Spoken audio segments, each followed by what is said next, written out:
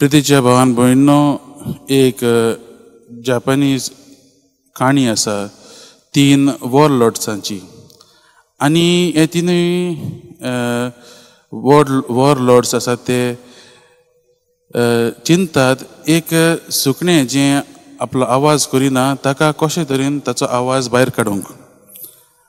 आनी पयलो आसा तो म्हणटा आपूण ताका फोर्सान ह्या सुकण्याक आपल्या आवाज सोबीत आवाज काडूंक हांव प्रयत्न करतलो. दुसरो म्हणटा आपूण त्या सुकण्याक आवाज करिना जाल्यार जिवेशी मारतलो. आनी तिसरो म्हणटा आपूण ह्या सुकण्याक रावतलो आनी सुकण्याक रावतलो ताचो आवाज येवंक, ताचे हुशीन येवंक. मोगाच्या भावान भयणीनो, हे तिनूय वॉरलॉर्ड्स आयजची ही काणी जी आसा ती आमकां सांगता की पासियेंस आसूंक जाय म्हणून.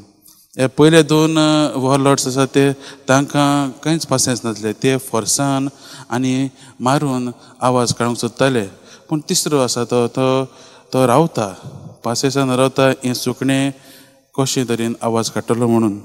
आयच्या शिव वर्तमानांत आमी तेंच पळयता. ह्या जाग्याचो धनी तो म्हणटा चाकरांक रावात, दोनूय वाडोवन दी, गंव आनी नेरूय वाडोवन दी. आनी मागीर आमी पळोवया. हातूंतल्यान जेजू आमकां कितें सांगूंक सोदता काय? जेजू सांगूंक सोदता मोगाच्या भावान भयणीनो, आमच्या जिवितान जेन्ना बरीं आनी वायट आसता तेन्ना दोनूय आमकां वाडोवंक तो दिता. कित्याक ताका खबर आसा तो आमकां वेळ दिता बदलूंक. गोडे आमी कितें बरें म्हणून आमच्या जिवितान बरें येवंक आमकां जाता. आनी दुसरें म्हणल्यार मोगाच्या भावान भयणीनो, आमकां जिवितांत पासियेंसान देवाची येवजण कितें ती आमकां आमच्या जिवितान मानून घेवंक आमकां आयज जेजू दाखयता. जायते फावटी आमी पळयत जाल्यार आमच्या जिवितान आमकां जायते फावटी कितें तरी जाय.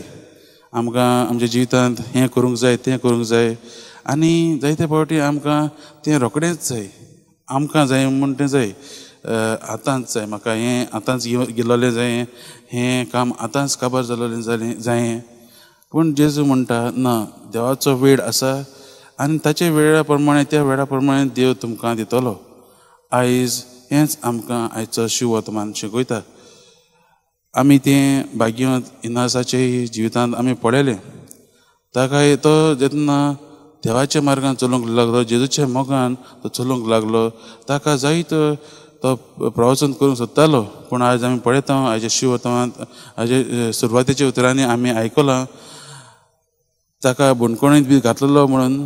पूण मागीर तो योजिता देवाची अभ्यास केले शिवाय तो दुसऱ्यांक आदार करूंक पावचो ना म्हणून.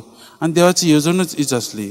ताणें देवाचें प्रवचनूच मागण्यांतल्यानूच न्हय, पूण अभ्यासांतल्यान आनी देवाची आनिकूय समजणी घेवन आनी अनुभव घेवन दुसऱ्यांक ताणें देवाशी हाडूंक हीच येवजण आसलेली.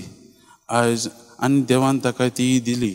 आयज आमी ताचेच विनवणेन देवा लागीं आदार मागुया. आमी देवाचें शास्त्र, देवाचें हें पवित्र उतर आमच्या जिवितांत लावंक, ताचेर आमी नियाळ करूंक, तें समजून, तें अनुभवून आमी दुसऱ्यांक जेजू परगटूंक आमी देवा लागीं बळ आनी कृपा मागुया, जसो भाग्यान इनासान केला ते भाशेन.